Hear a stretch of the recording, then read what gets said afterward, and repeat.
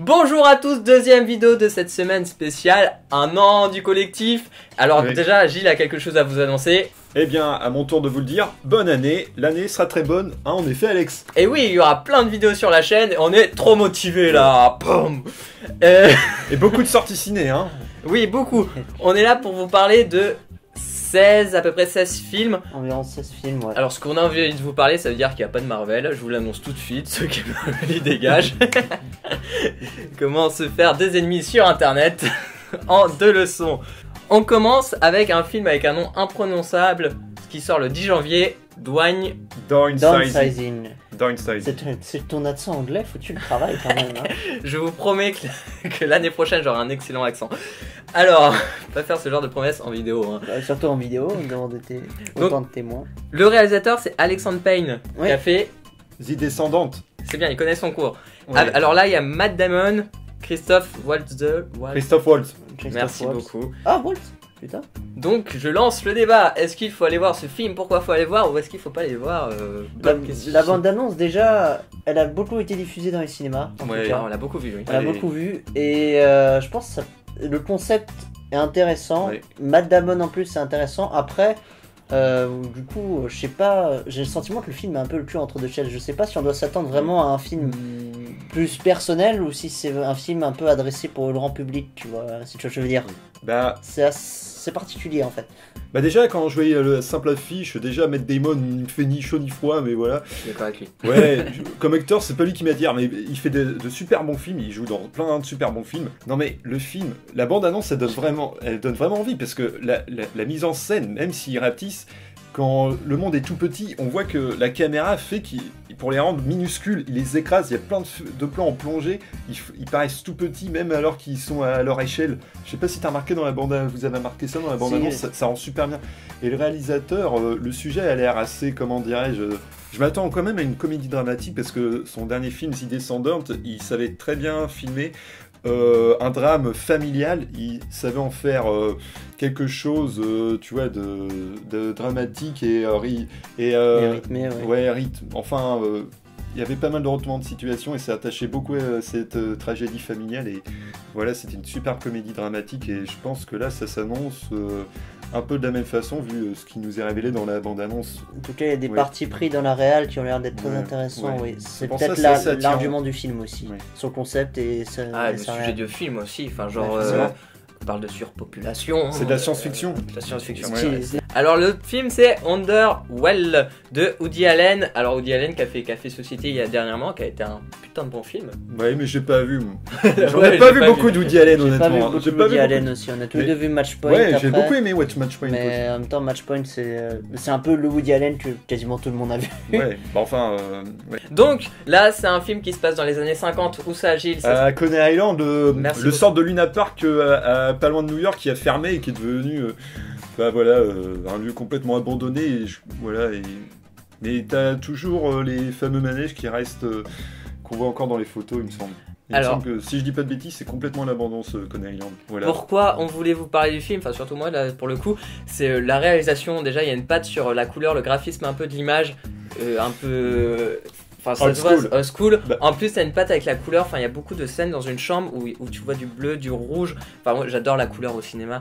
Donc, il y a tout ça qui revient. Et vraiment, il y a une réflexion autour des plans. J'ai l'impression. Enfin, les plans sont très beaux. Et, De la part de Woody Allen, c'est pas étonnant, mais. Et surtout que, comme tu dis, niveau couleur, quand tu veux faire un film dont l'action se passe dans les années 50, tu vas surtout privilégier le travail sur la couleur. C'était les grandes années du Technicolor. voilà. Alors, des grandes couleurs vives, du rouge pétant, tout ça. Alors, je pense que vraiment, le film niveau réalisation, faudra aller voir. Après, le scénario, je sais pas du tout ce que ça vaut. Mais Ouais. je pense que vous. Ouais, bah, c'est du Woody Allen. Hein. Alors, il sort le 31 janvier, je l'ai peut-être pas dit.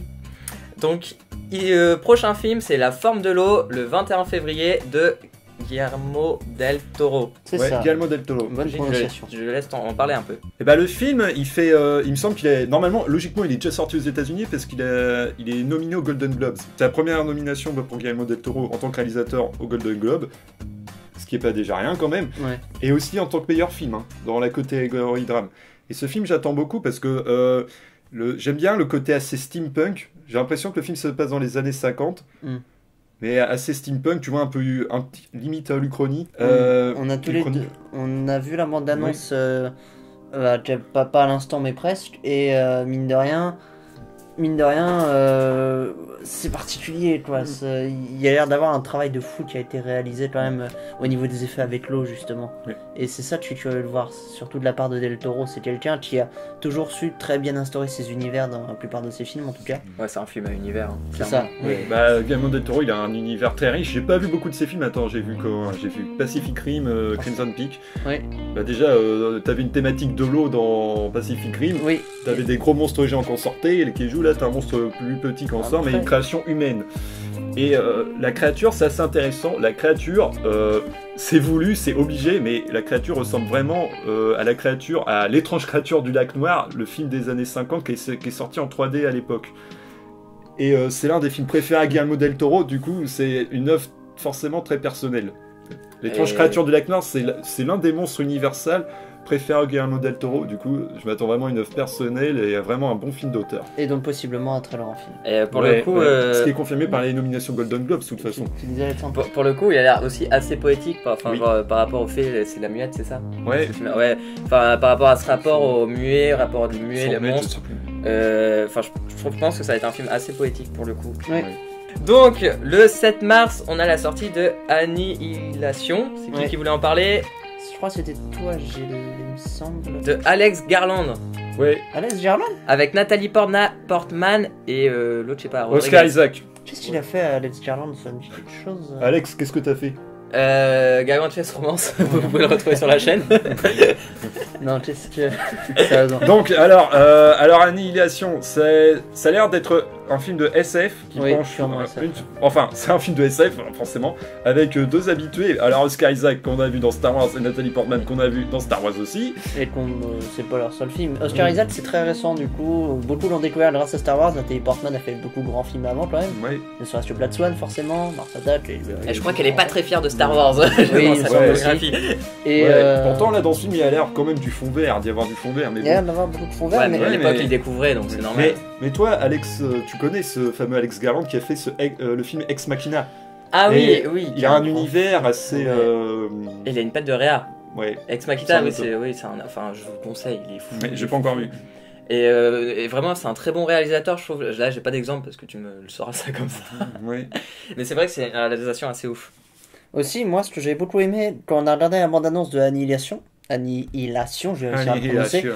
c'est que, je sais pas pour vous, mais le trailer, ou en tout cas la bande-annonce qu'on a vue, est totalement énigmatique et en fait ça réussit à nous donner des indices sans jamais donner quoi que ce soit de réponse. Et on peut Oui. pas construire le film, même essayer de donner un semblant de narration logique et ternaire par rapport à aux images qu'on a eues en fait. Et ça, je trouve ça vraiment grandiose. Et je pense que c'est ce qui va faire la force du film en tout cas, c'est que même malgré une bonne annonce qui arrive à dire des choses sans jamais rien donner de concret au niveau du scénario, et ben franchement, je pense que au niveau interprétation, on peut vraiment être surpris. Si on couple à ça la réalisation et l'univers qui a l'air d'être quand même vraiment pas mal, je pense que là aussi on a peut-être un grand film qui va arriver prochainement. Ah ouais, on a l'air d'avoir un délire au niveau de l'univers complètement fou. Très coloré, ouais. Et tu Là, tu vois l'esthétisme du film par rapport au film qu'on a parlé avant, tu sais, sur la créature... Non, la créature La du forme lac de noir. Ouais, voilà. Oui. Sur la créature du lac noir. Là, ça a l'air d'être trop synthétique pour moi, l'esthétisme. Mais c'est voulu, j'ai l'impression aussi. Bah, en Ça a même l'air temps, ça savant. donne un côté artificiel, tout comme tout ce qui entoure Nathalie Portman dans la bande-annonce aussi. Un peu. Ouais. Et d'une certaine manière, ça a un fond vert où c'est un peu fait exprès que ce soit mal utilisé. Je pense que ça pourrait même correspondre en fait un peu aux thématiques de ce qui nous est montré dans la bande-annonce. Et n'oublie pas que la forme de l'eau, on est quand même dans un truc un peu plus genre réaliste. Enfin, genre, pas Ouais, vraiment réaliste, mais fantastique. un univers assez réaliste. Alors que là, Annihilation, justement, t'as une idée de construction. On le voit qu'il y a des bêtes qui ressemblent un peu à des cerfs, mais c'est Ouais. complètement. C'est de l'univers imaginaire. Mm. Et t'es obligé d'avoir ce recours au fond vert à ce moment-là, ou à de la technique autre que du fond Ouais. vert. Mais Donc, ça tombe bien, on vous parle de ce film d'Alex... Alex Garland, Ouais, Alex Garland, réalisateur de Ex Machina. Et la semaine d'après, le 14 mars, sortira avec Alicia Vikander, qui a été révélée par Alex Garland dans Ex Machina. Tomb Raider, qui Alicia Vikander prendra le rôle de Lara Croft. Ah, je Qu'est-ce que vois. t'en penses, toi, Mathieu? Toi, il me semble que t'es fan du jeu vidéo, non? T'es fan ou pas? Alors, pas fan, j'ai pas joué aux anciens parce que enfin bon, ça a vieilli quoi. Et faut Mais pas- j'ai torché le reboot sur PS3 à l'époque, donc le reboot de 2011. Et le film de ce Tomb Raider, de ce qu'on voit dans la bande-annonce, c'est une pure adaptation de ce reboot. En fait, D'accord. ils reprennent vraiment toutes les scènes du jeu. Dans le jeu, il y a une référence faite à Jurassic Park 2. Et on retrouve même cette référence. C'est le gameplay du jeu qui semble transposé en film en fait. Et du coup, c'est un énorme pari parce que d'un certain côté, on pourra avoir le sentiment que ça pourrait être une adaptation très fidèle, donc en tant qu'adaptation de jeu vidéo par rapport au reboot, et en même temps, du coup, le film, on n'a pas l'impression qu'il se construit une véritable identité quand on voit ce gameplay transposé en film. Donc c'est ça, moi, qui m'interroge beaucoup, c'est que je pense que ça va être un bon Tomb Raider, malgré le fait que les gens, ils arrêtent pas de le critiquer à tout va sous prétexte qu'elle a pas de Ah sein. ouais. Bon, on en parle de cette critique On quand va même en de parler merde. après. On va en parler après de cette critique de merde. Mais du coup, le film m'intéresse vraiment parce que ça a vraiment l'air d'être enfin une adaptation de jeu vidéo qui transpose vraiment le jeu de base en film avec le gameplay et tout ce qui va avec. Et du coup, bah moi j'ai trouvé ça vraiment couillu et je suis vraiment curieux de voir ce que ça va donner, tu vois. Mais d'ailleurs, Ouais. on peut en parler, des adaptations de jeux vidéo, là, ça commence à avoir la mode. Par exemple, je pense à ceux qui ont fait Assassin's Creed, mince, Ubisoft, qui a Ouais. créé une maison de production pour refaire ses jeux vidéo en film. Oui. Et je trouve que pour le moment, ils vont vers quelque chose peut-être de bien. Avec, on a eu Jumanji, on a eu... Jumanji, bien. Non, mais pas bien, mais on essaye de trouver sa patte. Enfin, les gens, là, les réalisateurs essayent de trouver comment on peut adapter un jeu vidéo en film. Ouais. Et peut-être que Tomb Raider, je pense, ça va être celui qui va plus réussir pour moi ce pari-là, en fait. D'autant plus, il y a déjà eu des adaptations de Tomb Raider qui étaient pas si dégueulasses que ça, Ouais, quoi qu'on en dise, avec Angelina Jolie du coup. Mais je te reprends, mais ces bandes. Attends, excuse-moi.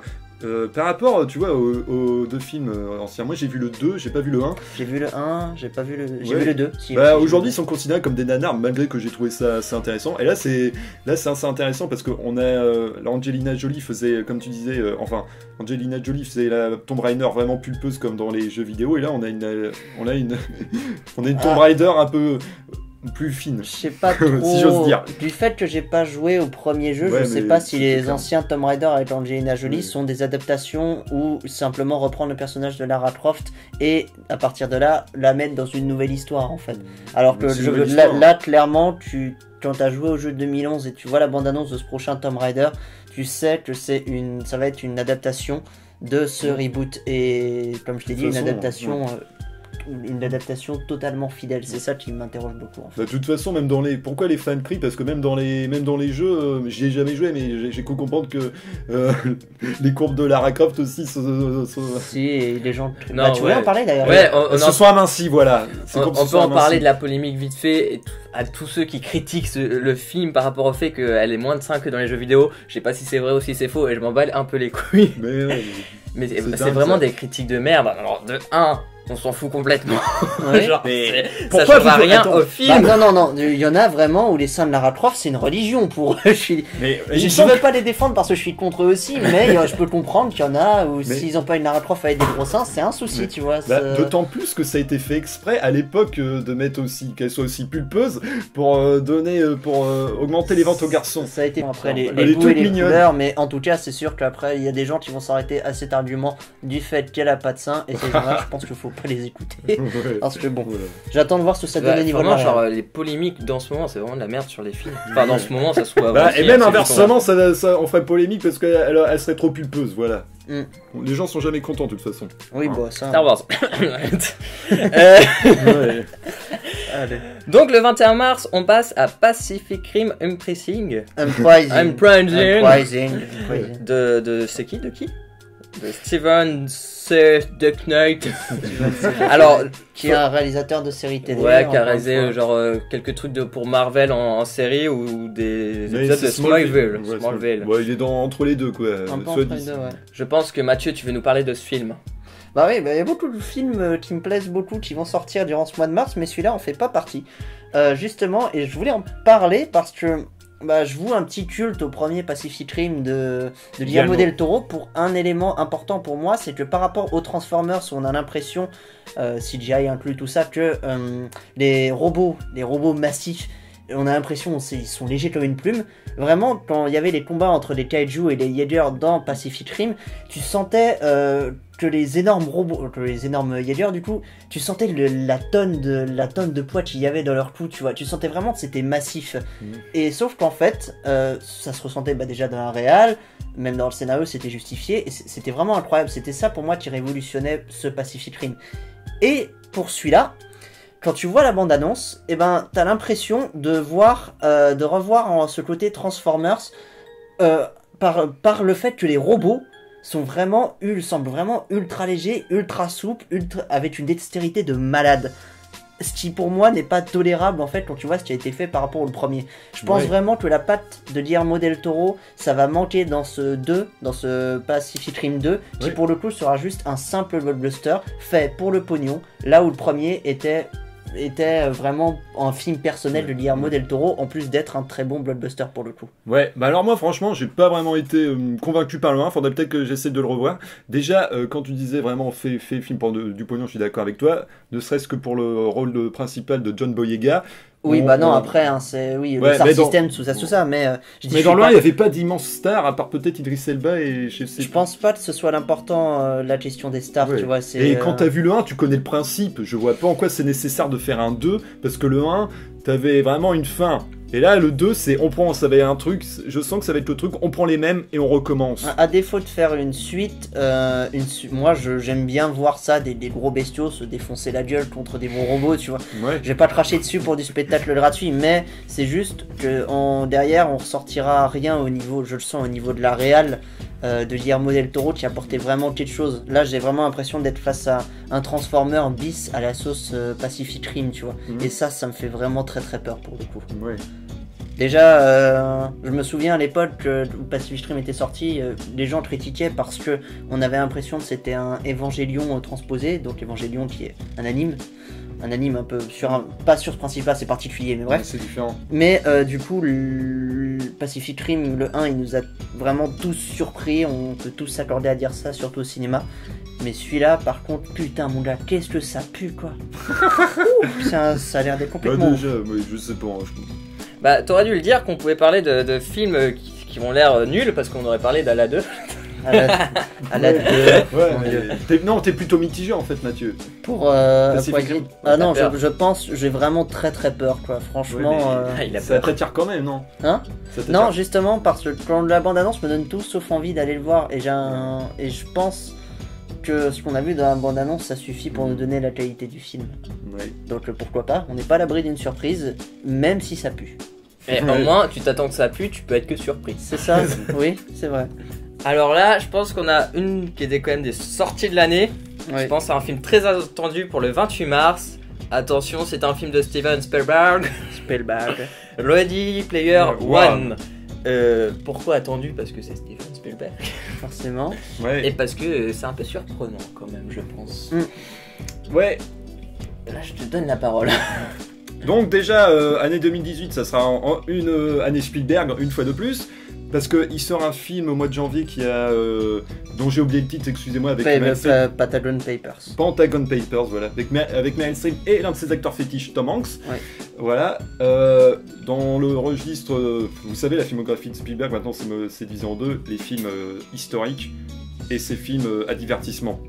Et là, t'as l'air d'avoir un putain de film sur la pop culture, mais je me dis, quand on voit la bande-annonce, le problème c'est que Spielberg, c'est lui-même la pop culture avec tous les films qu'il a fait, honnêtement.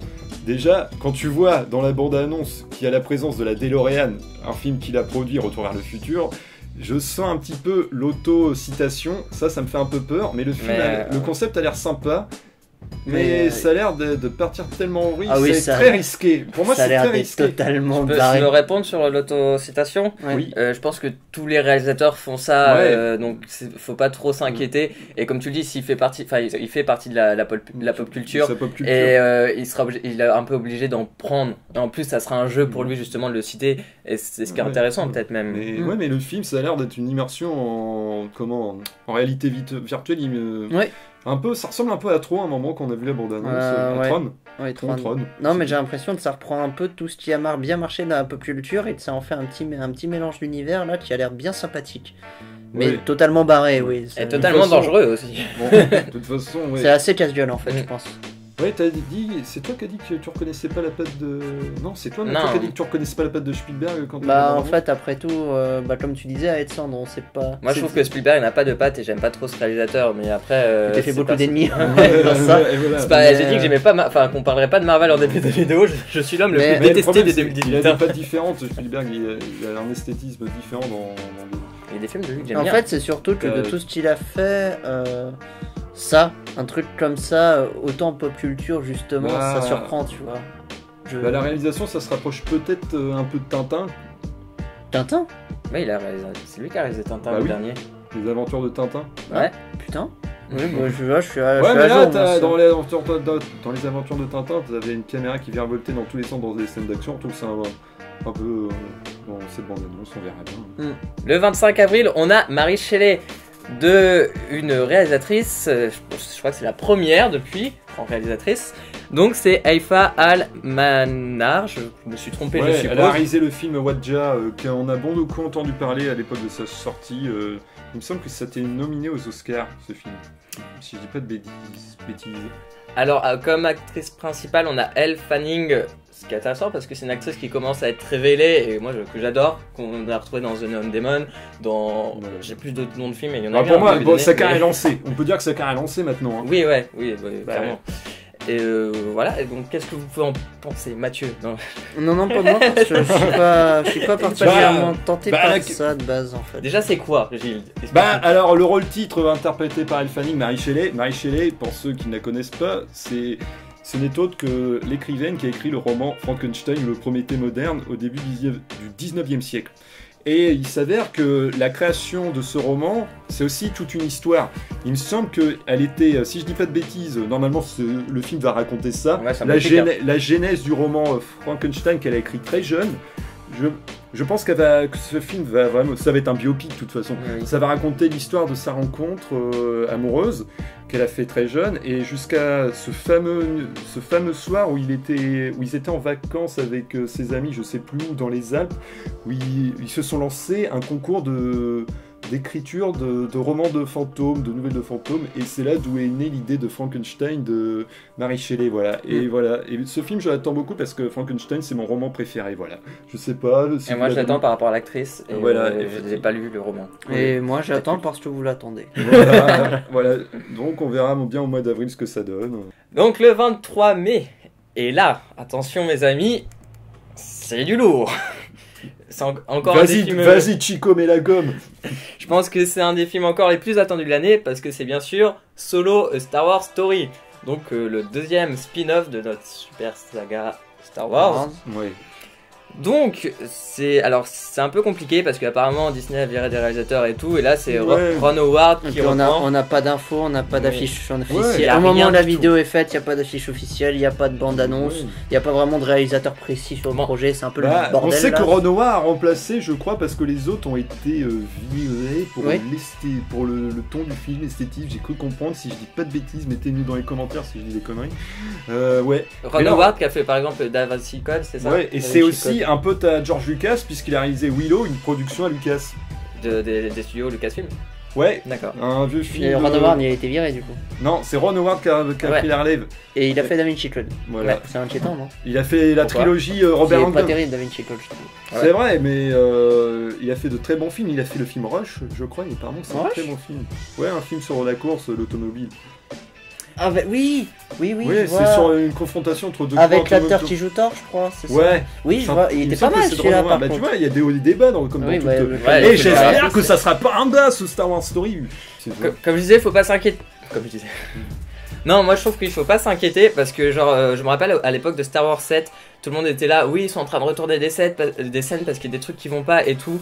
Et ça arrive tellement souvent dans les studios hollywoodiens qu'on retourne des scènes, que les réalisateurs ils rechangent et tout. Et au final ça donne les films qu'on voit tous les jours. Donc le fait qu'il n'y ait pas de bande-annonce, qu'il n'y ait pas d'affiche, qu'il n'y ait aucune information, c'est peut-être qu'il va être repoussé à décembre, c'est pas grave. Et on le sait qu'ils sortiront pas un film, qu'ils sont pas sûrs du coup. Et il y a un deuxième truc, je pense que c'est un Star Wars Story et je pense qu'ils ont tous surpris avec Rogue One. Oui. Et que Star Wars Story pour eux c'est vraiment un moment de prendre des risques et de faire des choses sur Star Wars. Et, même la trilogie maintenant, parce que le 8 a divisé parce qu'il est surprenant, faut le dire, mais je le trouve très bien, je pense qu'on est tous d'accord ici. Oui. Voilà, donc vous voulez rebondir sur certains trucs? Non, pas nécessairement, moi je suis plutôt confiant. Moi aussi. Bah, honnêtement, dans Star Wars 8, Han Solo m'a beaucoup manqué. J'adore voir Han Solo plus jeune. Mais déjà, l'acteur, vous en avez pensé quoi? On l'a pas vraiment mis en avant, l'acteur, en fait. Harrison Ford dans le 7? Non, tu suis ou pas? non. Je trouve que l'acteur qui fait jouer Han Solo jeune, on l'a pas vraiment mis en avant. Bah déjà, il y a aucune info. On a vu. J'ai dû voir une photo dans mes écrans fantastiques, mais ça m'a pas marqué. Il y a des gens pris la polémique parce qu'il ressemble pas à Harrison Ford. Il n'y a pas eu encore de polémique ou quoi que ce soit là. Ça va venir. La seule polémique c'est qu'est-ce qui se passe, parce qu'il n'y a pas vraiment d'infos. Mais j'ai hâte de voir ce que ça donne. Tu sais que de toute manière, quelles que soient les infos que communiqueront Disney, je pense que le souci des fans de Star Wars, c'est qu'ils auront toujours du mal à accepter la nouveauté. Et on a pu voir l'exemple, Star Wars 7, bon moi je continue de dire qu'il jouait beaucoup sur le fan service, sur une certaine non prise de risque, les fans gueulaient. Star Wars 8 a pris des risques, les fans ont gueulé, dans tous les cas ils seront jamais contents, donc à partir de là... C'est ce qu'oublient aussi les fans de Star Wars, j'en fais partie, je suis un grand fan de Star Wars, c'est que tous les Star Wars ont plein de défauts, oui. Et que du coup on voit, dès que le film sort, à chaque fois on gueule sur les défauts, et au final 5 ans après ils continuent d'être cultes, genre tout le monde gueulait sur la prélogie, tout le monde gueule encore sur la prélogie, et au final on est tous quand même là à l'apprécier quand on la re-regarde. Pour l'anecdote, les gens ont peut-être oublié qu'à l'époque de la sortie de Star Wars 5, il y a quand même il y a des mecs qui ont dit non mais attendez, Darth Vader, le père de Luke, c'est totalement débile, tu vois. Ouais. Et ben pourtant ils ont totalement oublié. Et il faut savoir que dans l'histoire de George Lucas, le fait que Darth Vader c'est le père de Luke, ça veut vraiment dire quelque chose parce que c'est à moitié autobiographique, les 2 premières trilogies Star Wars en tout cas. Oui. Pour en revenir en film en lui-même, l'acteur, je l'ai vu, évidemment il ressemble pas à Harrison Ford, il me semble un peu plus joufflu qu'Harrison. Attends, tu as une annonce officielle. Non, mais par contre c'est vrai, il y a eu une photo de tournage. Oui. Ah bon? Oui, il y a une photo de tournage par contre. Il est plus joufflu qu'Harrison. Dans le Faucon Millennium, il y a une photo de tournage. J'ai hâte de voir. Et évidemment, on va retrouver l'acteur. C'est évident, on va retrouver Chewbacca. Ce serait génial. Ce serait sympa leur rencontre, de voir leur rencontre. Et aussi comprendre dans ce film, les fans attendront ça, moi aussi j'attends ça, et j'ai hâte de découvrir ça, si ça allait bien. Ils ont matière à faire un bon truc. Et aussi, comment ça se fait que... Alexandre, il essaie d'en placer une depuis tout à l'heure. Déjà, sa rencontre entre Han et Chewbacca, et aussi la rencontre, comment Han en est arrivé là avec Chewbacca, avec Jabba le Hutt. Tu disais que l'acteur ressemblait pas à Harrison Ford. Bah comme c'était impossible de prendre un acteur qui lui ressemblait. Je pense que c'est une vraie question pour Disney, c'est comment on va faire pour faire des épisodes entre 3, 4 et toutes ces conneries. Ouais. Est-ce que du coup, comment ils vont faire pour les acteurs, le recours au CGI, c'est ça? Ou est-ce qu'ils vont prendre des acteurs qui essayent de ressembler un peu? Ou est-ce que justement ils vont aller sur d'autres créations de personnages? C'est une question vraiment qui se pose quand tu crées un univers étendu, je pense, et qui doivent se poser en ce moment pour Marvel, pour remplacer petit à petit les super-héros qui sont sur leur fin de leur contrat. Tout le monde est au courant de l'histoire, on sait pas si on pourra reprendre ceux qui sont en ce moment. Quoi. Bah mec, tu vois les incohérences, regarde, tu vois t'as juste à revoir Rogue One. On retrouve l'acteur qui joue le père adoptif de Leia. Ils ont repris le même acteur de l'épisode 3.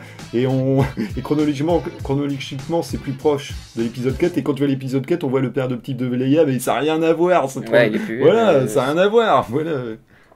Mais c'est une question qu'il faut qu'ils se posent eux et que nous on verra bien. C'est la faute de George Lucas qui veut faire ses films à l'envers. Voilà. Bon, après Star Wars Solo... Place aux dinosaures de Jurassic World. C'est quoi le sous-titre? Fallen Kingdom. Fallen Kingdom. Qui sort le 6 juin. Ouais, le 6 juin. de Juan Antonio Juan Boyega. Antonio Bayona. Bayona, je vais dire Boyega comme dans Tu peux Star nous Wars. parler du réalisateur, s'il te plaît, Mathieu? Alors, surnommé le Spielberg espagnol, il a fait sa dernière réal, je crois que c'est quelques minutes après minuit, qui a été notre deuxième noce au passage. Oui. Qui, lien dans la description. qui est d'ailleurs un pilier en lien dans la description, ouais, qui est un pilier du cinéma de genre espagnol. Donc, je pense qu'on avait des raisons de s'inquiéter, et on s'est inquiété, et c'était justifié pour le premier Jurassic World, parce que bon, Colvin Trevorrow, voilà quoi. Mais là, je suis vraiment rassuré de savoir que Juan Antonio Bayona est à la réal de ce deuxième Jurassic World. Et je voudrais revenir sur la bande-annonce, car beaucoup de gens l'ont critiqué. On dit, tu disais, beaucoup de gens trouvaient ça assez what the fuck.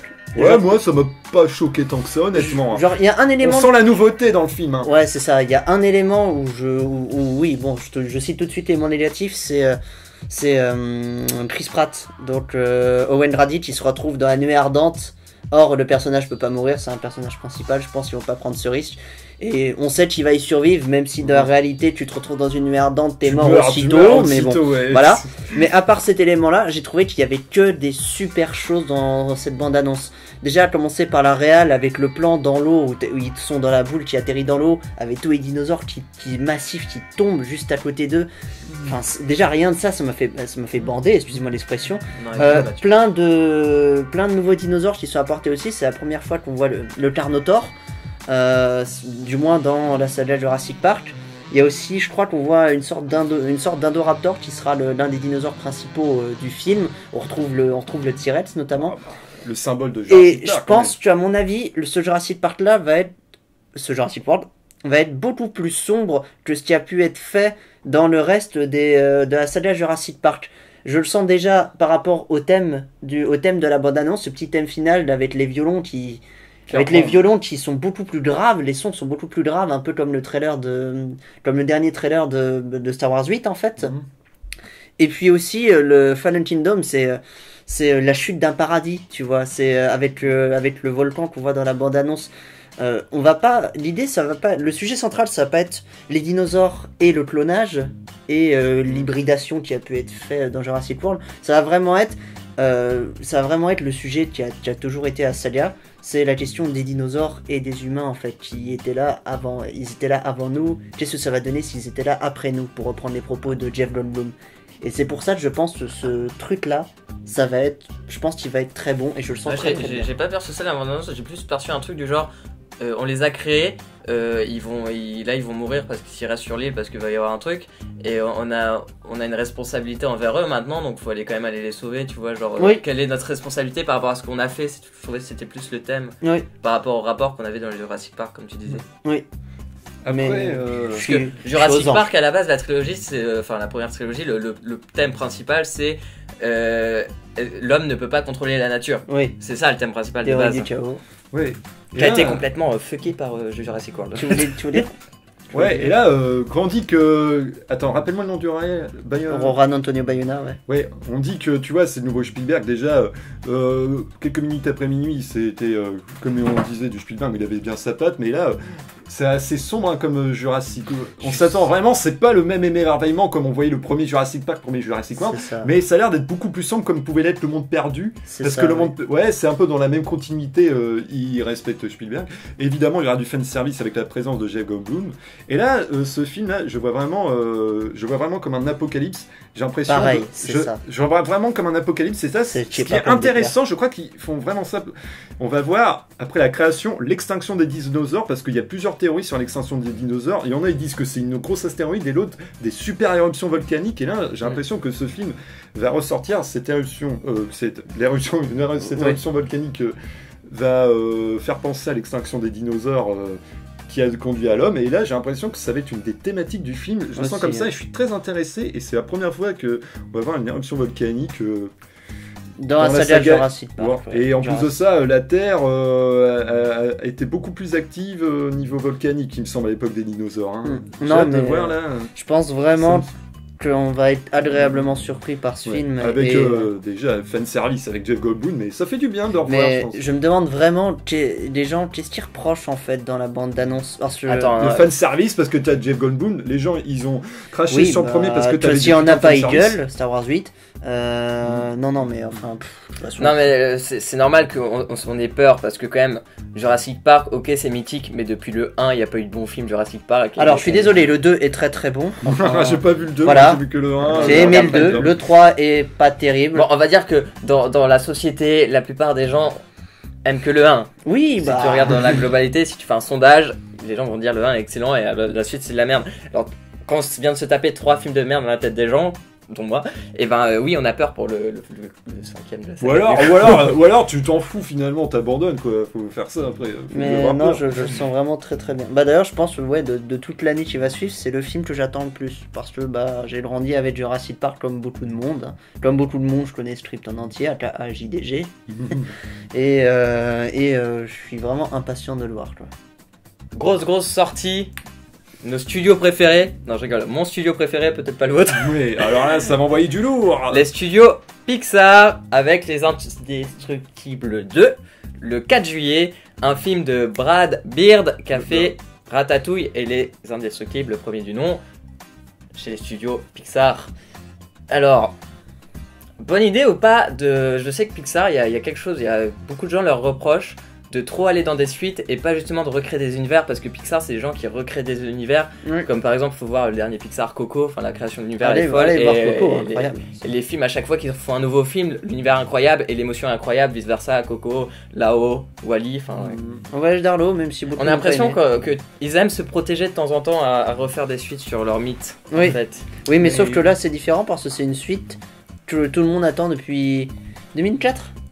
2004 il est sorti le premier film. Oui bah voilà, c'est une suite, ça fait 13 ans que les gens l'attendent, tu vois. La fin d'Indestructible 1 amène à une suite en fait, et sauf que la suite ils l'ont pas obtenue de sitôt. De toutes les suites que Pixar devait faire, c'est peut-être c'est peut-être celle qui était la plus demandée en fin de compte. Ouais c'est sûr. Donc maintenant il y a une hype énorme hein. Bah, la fin du 1 c'est un énorme cliffhanger. Après en ce qui concerne les suites Alex, bah apparemment j'ai Toy Story, la saga Toy Story, je suis passé un petit peu à côté, mais apparemment le 2 est considéré comme meilleur que le premier. Ah ouais je suis assez d'accord. Enfin, et le 3 encore plus. Après Toy Story c'est pas mes Pixar préférés, je les ai un peu survolés, je les ai pas vus assez. Voilà, après franchement le monde de Dory c'était pas la même magie que Nemo. Du coup, Les Indestructibles 2, j'en attends beaucoup. Je veux vraiment avoir le même émerveillement, comme le même choc que j'ai eu quand j'ai vu le premier à l'époque au cinéma. C'était un choc quand j'ai vu Les Indestructibles à 8 ans au cinéma. C'était un truc de malade. Je sais pas si vous l'avez vu au cinéma, vous. Non, c'était génial. Mais d'un point de vue très subjectif, comme je disais tout à l'heure à vous deux, c'est que moi, mes Pixar que j'aime le moins, hormis Cars 2, c'est Ratatouille et Indestructible. Et sauf que c'est ceux qui ont été réalisés par ce réalisateur. Parce que je trouvais que, surtout pour Indestructible, moins pour Ratatouille, que c'est celui où on reconnaît moins la patte Pixar, parce qu'on est juste un peu dans le film qu'on disait tout à l'heure, humour-action. Il y a moins d'émotions. En fait, c'est surtout qu'il y a moins d'émotions, parce que Pixar nous a l'habitude de nous faire rire, puis pleurer, puis ressentir de la haine et tout ça dans le même film. Et dans Indestructible, j'ai l'impression qu'être toujours un peu dans cette joie et rigoler, c'est ça qui me gênait un peu. Mais c'est bien qu'ils font aussi un film comme ça, tu vois. Donc, mais moi personnellement j'aime moins. Du coup je l'attends. C'est la première fois que j'attends pas un Pixar en vrai. Bah après Alex, on peut avoir des bonnes surprises parce qu'il me semble que avant qu'il aille dans les studios Pixar, Brad Bird a réalisé un film qui s'appelle Le Géant de Fer. Je n'ai pas vu, mais apparemment ce film est réputé pour les grandes émotions qu'il en dégage. Ah bah, j'espère être surpris. Et après, moi j'ai une question à vous poser par rapport aux Indestructibles 2. Voulez-vous une suite directe, c'est-à-dire le début avec le démolisseur? Est-ce que, déjà, en soi, est-ce que c'est une grosse prise de risque? Est-ce que c'est attendu? Est-ce que vous attendez le début du film comme ça? Non, pas nécessairement. Mais moi, je m'attends... Mais contrairement à ce que... Moi, je m'attendais plus, tu vois, comme le temps a passé entre le 1 et le 2, je m'attendais à une ellipse de 15 ans comme il y a dans le 1. Mais apparemment, on a vu sur internet des petits teasers avec Jack Black encore tout bébé. Du coup, je pense pas que le temps ait passé entre le 1 et le 2. Mais... Moi, je pense que ça va être une suite directe. Avec le film commence direct avec le démolisseur. Même il y a peut-être une ellipse après, mais je pense que juste pour le truc, les gens ils auront le frisson à ce moment-là, comme quand tu vois le générique de Star Wars. Ouais, Genre, mais non. et les gens ils vont être là, genre Ouah et tout. Enfin, ça serait cool. Tu vois. Ouais, mais les Indestructibles 2, ouais, voilà. 15 août 2018, on a The Predator de Shane Black. Shane Black. Shane Black. Shane- Mathieu, tu l'attends, hein. Alors, ce qui paraît, tu m'avais dit que. Qu'est-ce qu'il a fait Shane Blake? Tu me Shane- teases depuis tout à l'heure. Et Shane Black, c'est tout simplement le réalisateur d'Iron Man 3. Je sais pas si tu l'as vu, mais Non. aussi de The Nice Guys, un film avec Russell Crowe et Ryan Gosling, ça m'avait pas mal c'est hypé à l'époque. lui qui a fait Nage, là. Tiens. Ouais, Ok. mais il est surtout scénariste. Et en tant que scénariste, apparemment, je pense qu'il a montré ses talents pour les 2 premières Armes Fatales. C'est sûr, il a fait les 2 premiers. Et pour génial. Predator, pour le Predator, qui est la suite du premier Predator, il réalise et scénarise le film. Mais ce qui est génial, c'est que Shane Black, il joue dans le premier Predator, il joue le rôle d'Hanking. Tu sais, le pervers à grandes lunettes un peu immature. Le premier à crever. Ouais, l'un des premiers. Voilà. Ok. Je vais me faire spoiler. Oui, bah, de Mais toute façon, tu c'est- auras et oublié c'est ça l'info. qui est génial. Mais du coup, The Predator, c'est une suite réalisée par un mec qui joue dans le premier. Mais Et non, ça, mais je trouve c'est ça trop génial. cool. Ouais, c'est trop cool. Par un mec qui a autant montré ses talents d'acteur. Enfin, je crois que j'ai l'impression qu'il a pas fait grand rôle à part ce rôle de Predator. J'ai pas l'impression Mais qu'il ait fait des rôles pour d'autres marquants. Mais il a déjà prouvé apparemment ses talents de réalisateur et de scénariste. Et j'ai vraiment hâte de voir ce que se donne ce Predator, surtout qu'il ignore tout ce qui a été fait depuis le 2, c'est-à-dire le 2, Ouais, Danny Predator 2, Glover, ouais, apparemment, faut l'oublier. Oui. Oui, Et obligé. aussi avec Adrien Brody qui proposait une sorte de remake. Et les Alien vs Predator, évidemment, on n'en parle plus. Ça a rien à- c'est pas dans on ma- est totalement paumé. Ouais. Mais, Non, mais Predator. mais du Parlez, coup, parlez. Voilà, il y a là, j'ai hâte de toujours voir aucune, ce- il y a toujours je aucune cache. info en fait. Il n'y a pas d'affiche, il n'y a pas de bande-annonce. Tout ce que je sais, c'est que je crois que c'est Shane Black, le réalisateur du film, il a publié une photo sur un réseau social, je crois que c'était Facebook ou Twitter, Ouais. qui a beaucoup plu aux fans, c'est que aux fans, c'est que le Predator, ça semble être un mec déguisé et pas une putain d'image de synthèse. Ah, d'accord. C'est vraiment un mec déguisé, le Predator. Sur Allocinéma, quand j'ai écrit The Predator, j'ai vu qu'il y avait une photo.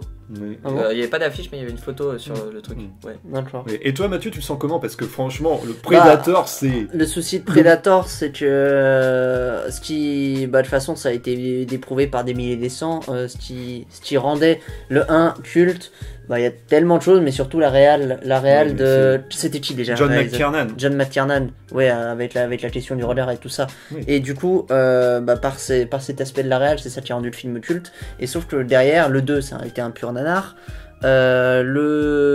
Celui de 2011, je n'ai pas vu. Ouais. Et les Aliens versus Predator, bon, c'est rigolo et ça s'arrête là. Donc en fin de compte, il n'y a pas eu de vrai film Predator sérieux et avec un bon réalisateur avec des idées pour la saga derrière, ou enfin aux commandes d'un nouveau film. Donc pourquoi pas, après tout. Le film n'a pas, les Predators n'ont jamais eu droit à une véritable chance depuis le premier. Ouais. Alors que, bon, par exemple, pour d'autres sagas, pour d'autres épisodes de d'autres grandes sagas, il y a eu d'autres grands réalisateurs derrière, mais ça n'a pas été le cas des Predators, alors qu'ils ont quand même un univers qui mérite d'être développé. Il y a la planète des Predators, Bah, par ça a exemple. été qu'on fait, voit mais vite raté fait. apparemment, selon toi, non? Ouais, un petit peu. On voit vite fait la planète des Predators Mmh. avec l'intervention du roi, si on peut appeler ça le roi, dans Alien vs Predator Requiem, donc. Et Alexandre ne comprend toujours pas ce dont on parle. Ouais. Et du coup, non, il n'y a jamais vraiment eu Ouais, mais de talent derrière, Ouais. quoi. Donc on espère que ça pourrait donner des choses intéressantes. ouais, mais ce qui est étonnant, moi, je pensais ça comme un remake, mais c'est une suite. C'est une suite C'est une suite au tout premier. Et du coup, et ils effacent le 2. voilà, Oh, mais le dos. c'est pour Non, ça que tant je te mieux. dis, c'est vraiment une suite au tout premier en ignorant le 2. Déjà, le Predator 2 n'avait pas grand lien avec le 1, mais là, c'est surprenant que ce soit une suite parce que d'une, ils ont proposé, je sais pas, apparemment du premier, ils l'ont proposé à Arnold Schwarzenegger. Il a lu le script, il a pas aimé, et du coup, voilà. Il a dit soit vous me donnez un rôle plus important, mais j'aime pas le script. Du coup, est-ce que ça sent mauvais selon toi que Arnold Schwarzenegger Arnold Schwarzenegger, quand même. à la déjà, pourquoi ce serait une suite, mais déjà, ce serait une suite 30 ans après, déjà, je pense. Oui, Si, bah si, là n'est pas la question, Si, je pense. Arnold Schwarzenegger a prouvé qu'il pouvait parfois, même en tant que réalisateur, choisir et faire de très bons scripts. même pas forcément en tant que réel. Il Oui, a je un de pense. ses derniers films qui s'appelle Marie, où j'ai plus le nom en tête. Attends, non. Ça... Où il jouait Marie dans avec un... un Y. Non. Ouais, c'est je pas crois, où il jouait dans un film Non, c'est post-apo Maggie. avec Maggie. Maggie. Où il jouait dans un film post-apo et où il a accepté de diminuer son salaire pour permettre plus de liberté au réalisateur, alors que c'était un film, un quasi indépendant. C'est quelqu'un, et surtout que le film est génial en plus, c'est quelqu'un qui a un goût assez prononcé même pour les scénarios, les bons scénarios en fait, Schwarzy. Et je pense que ça pue, du coup, si cette info pue. Mais en même temps, on peut pas juger la future qualité d'un film juste sur cette info-là, quoi. C'est des superstitions. Le mec hein. est super. Enfin, Ouais. c'est juste subjectivité des gens, donc c'est juste une personne au final. Donc, C'est ça. même Bah, si c'est un acteur même qui a si joué c'est- dedans ou quoi. J'ai même entendu J'arrive à en dire. parler de- J'ai même entendu dire que Arnold Schwarzenegger, à la base, n'avait pas aimé le tout premier jet du script de James Cameron pour Terminator 2, qui est 1000 fois mieux que le premier quand même. Oui, Voilà. oui, c'est sûr. Le 26 septembre, et vu mon accent d'anglais, je vais laisser Mathieu le lire. Alors, The Home with a Clock in its Wall. De Eli Roth. Eli Roth. Ross. Qui a fait des films comme. The Green Inferno, qui est particulièrement gore, comme peut en témoigner Mathieu. Ouais, enfin particulièrement, Mais- il y a eu bien pire, mais Hostel. il est quand même Hostel, ouais. Hostel J'ai pas aussi, vu. qui est génial. Non, mais il a fait beaucoup de films gore. Eli Roth, il s'est spécialisé là-dedans. Not Notch, c'était un peu plus particulier. Je crois que c'est une de ses dernières réales avec Keanu Reeves, qui était pourri, je crois d'ailleurs en y repensant. Ouais. Mais le film nous a tous les deux attiré notre attention. Oui, tout À simplement. cause du synopsis, surtout. Ouais, On a retrouvé le synopsis. ouais, voilà. Un garçon élevé par un oncle magicien découvre un jour qu'un sorcier du nom d'Isaac Izard menace de déclencher la fin du monde. Voilà, donc Mathieu sait lire. je sais lire. Non mais en fait ça nous Mais a oui. interpellé parce que c'est pas du tout un synopsis d'un film quelconque gore. film gore et ça a même l'air d'être un truc plus pour un plus grand public. Ouais, on a vu parmi les acteurs, les têtes d'affiche, la première c'est un acteur jeune qui est plutôt adolescent. Après on a vu Jack Owen. Black. Owen Vaccaro, Et ouais, le nom. Voilà. on a vu Jack Black. Oui. Et aussi Kate Blanchett, il me semble. Oui, On voit bien qu'Eli Ross semble s'adoucir parce que quand tu passes d'un film comme Hostel, j'ai pas vu mais je vois très bien le genre, j'ai trouvé Ah. de ouf ce film. quand tu passes de Hostel qui est particulièrement gore, le film réputé comme étant du torture porn, Mm. et là tu passes à un film avec Jack Black, changement de ton, hein. Non mais c'est particulier en fait. Je me demande ce que ça va donner. Hein. Oui, ce Eli Roth, c'est peut-être un des plus intrigants de la liste hein, de manière générale. Ouais, par curiosité j'irai voir et s'il a bien réussi ce pari d'aller dans un domaine plus grand public, mais peut-être que le film sera interdit moins de 12, on sait pas, on verra. On verra bien, on verra bien. Il est classé comme fantastique et épouvante horreur. Ouais. Donc peut-être qu'il va rester dans son domaine de prédilection, mais bon, on verra bien. Voilà, la réponse fin septembre. Réponse on fin verra. septembre. Ouais.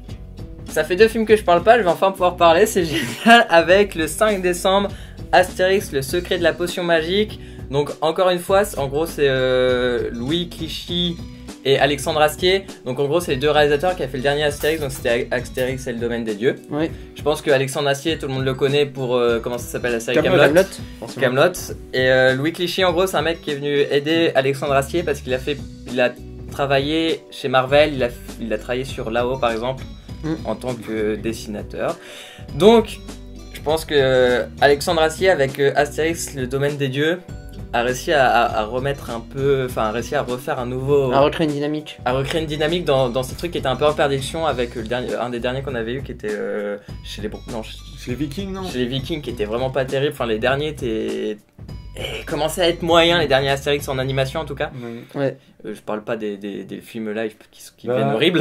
Bah celui-ci, il me semble que Alexandre Astier, comme pour l'anecdote déjà, il jouait dans Astérix aux Jeux Olympiques un rôle de centurion romain, il me semble. Voilà, mais faut oublier quoi. Je crois que c'est le truc qu'il fallait pas que je dise. Mais il me semble que le Astérix avec le domaine des dieux, c'est le premier Astérix fait numériquement. Peut-être. Parce que ouais. les Vikings, on a l'impression que ça restait de la 2D classique malgré la qualité des couleurs, ce qui semblait plus numérique. Enfin, C'est vrai que je saurais pas le classer celui-là. Ouais, Il est un tandis peu que là- bizarre. Il est en entre-deux. Ouais, il y a une chelou. sorte d'entre-deux. Mais là, ça se voyait que c'était vraiment de la 3D avec Astérix, le domaine des dieux, et voilà. Moi, j'ai pas vu le domaine des dieux, mais Ah, j'ai vu, tout le monde, on en il dit est que très du bien. ouais. On dit que du bien. Franchement, il est drôle, l'area est cool. Enfin, genre, il a vraiment réussi à redonner une patte, quelque chose, et ça va se confirmer, je pense, Oui. avec le secret de la potion magique, va confirmer si vraiment il y a quelque chose entre Alexandre Astier et Astérix, en tout cas en animation. Mais toi, il me semble que le secret de la potion magique, j'ai l'impression que c'est vraiment original, et ça, c'est pas l'adaptation d'une BD, parce que non, parce ça me que dit rien. ça me dit rien du tout, Ouais. une Bah, BD il y en a comme 40 ça, et et quelques, pourtant... mais Mais déjà, Mathieu, toi qui as beaucoup aimé le domaine des dieux en BD, t'en as pensé quoi du film en niveau Je adaptation? n'ai pas vu le film, c'est Ouais, pour ça excuse-moi. depuis le début, je ne dis absolument rien parce que j'ai... Ouais, bah moi la BD c'est ma BD préférée d'Astérix, et j'ai pas vu le film. Mais ouais, Mais le film est très bien, on le regardait le domaine gars. des dieux était génial. Et tu l'avais lu la BD avant le domaine des Ah, dieux? c'est une des rares BD que j'ai pas vu de lui d'Astérix. Ouais, bah, Lila c'est du top, c'est vraiment du top. À nous tous, on va arriver à former quelque chose de cohérent. Donc, on va finir sur ce qui pour moi était une surprise quand on a fait les recherches. Le 12 décembre sortira Mortal Engine, un truc comme ça, de Christian Rivers, produit par Peter Jackson. Peter Jackson. Donc, est-ce que vous voulez en parler? Oui, parce que on a vu la bande-annonce tous les trois. Mhm. Moi, ce qui m'a intrigué, Il y déjà, a déjà une bande-annonce déjà. déjà sur c'est un décembre. univers SF dystopique, c'est pas pour me déplaire déjà. Et puis, c'est ce concept de plusieurs villes mouvantes qui en absorbent d'autres un petit peu. Il y a une petite ville qui est absorbée par Londres, ouais. Londres en fait. Et j'ai trouvé ça cool en fait. C'est original et j'espère juste par contre que ça va pas être des énièmes trilogies de teen movie à la Divergente ou à la Le Ah, ouais. Labyrinthe. Oui, parce qu'on n'a pas précisé, c'est le premier épisode d'une trilogie. Oui, Oui. c'est ça. Ah, ça sent l'adaptation de roman pour ados alors. du Oui. coup, non Bah, c'est Comme ce était genre le sentais. labyrinthe, Divergente. Mais du coup, ça m'a. Enfin, il y a l'air d'avoir une patte et ça a l'air d'être vachement Oui, sérieux et quand puis même. le fait que ce soit produit par Peter Jackson, ça me rassure un petit Enfin, peu de vachement base. sérieux, on s'entend. Mais Moi, ce bon. qui m'a choqué, m'a surpris, mais d'un bon sens, c'est que le début de la bande-annonce, on te met un plan, on sait qu'il va y avoir de l'action, et le plan d'après, c'est super calme, il n'y a plus de musique, c'est un arbre. Ouais. Genre, j'ai l'impression qu'il est immense et tout, et d'un coup, t'as une ville qui l'écrase, et là, tu t'attends pas du tout à ça, et du coup, Ouais. t'es perdu, et je trouve que là, c'est vachement intelligent. Et cette idée aussi de ville qui roule, enfin, genre, c'est énorme. Après, tu peux en faire de la merde comme quelque chose de très bien, mais je pense que. Je sais pas pourquoi la bande-annonce est aussitôt, ça c'est un peu inquiétant. Ouais. Mais je pense qu'il y a vraiment quelque chose pour construire une bonne saga à partir de ça. Il y a vraiment une matière de base qui est là, quoi. Ouais, Ça, on ça, ne c'est pourra clair. pas le retirer. Oui, Après, dire autre chose sur ce film, c'est peut-être un peu tôt. Ouais. c'est Un vrai. peu d'image. On va conclure cet AST en précisant bien entendu toutes les dates qui ont été fournies dans cette vidéo sont pas du tout effectives, c'est-à-dire que il y en a forcément où ça va changer. D'ailleurs, on en a c'est parlé pour possible. Star Wars, qu'on pensait que ça allait peut-être Ouais, on changer. verra Ouais, bien. c'est sûr. On parle même de films qui finalement sortiront en 2019. Hein. Potentiellement. Ouais, on sait jamais. Celles-ci ne sont des prédictions et nos attentes par rapport au film de l'année 2018 à venir. Voilà. Donc demain, mercredi, on se retrouve à 18h pour la prochaine vidéo de la semaine spéciale 1 an. N'oubliez pas surtout vendredi 5, on a le live à 21h, on le commence. Ouais. Donc j'espère On que va vous allez s'éclater être pendant ce nombreux. live. Ouais. Nous, on vous prépare des surprises, on est à fond, on travaille dessus. J'espère que tout ça Ouais. va vous plaire. Ouais. On vous souhaite encore une fois une bonne première semaine de 2018. Ça va de Une soi. bonne Et année. une bonne soirée, également. Et d'ici là, on vous fait des bisous en attendant le live et la prochaine vidéo. Demain 18h. Salut tout le monde!